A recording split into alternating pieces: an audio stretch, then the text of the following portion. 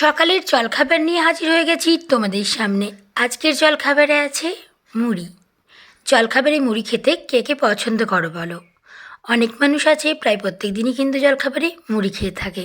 তবে মুড়ি তো আর শুধু শুধু খাওয়া যায় না, মুড়ির সাথে লাগে অনেক রকমের জিনিস, তবে মুড়িটা খেতে টেস্টি টেস্টি হয়। দিয়েছি গরম গরম চপ, গরম গরম জিলাপি, শসা কুচি, পেঁয়াজ কুচি এবং দিয়েছি লঙ্কা কুচি। চপ ছাড়া কি আর মুড়ি খাওয়া যায়? আচ্ছা, তোমরা কে কে গরম গরম চপ দিয়ে মুড়ি খেতে পছন্দ করো বলো তো? তারপর এখানে দিয়েছি পাকা আম।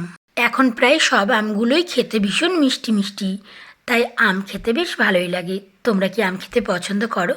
মুড়ি খেতে গেলে একটু হাতে সময় নিয়ে খেতে হয়, কারণ মুড়ি খাওয়াটা একটু সময় লাগে।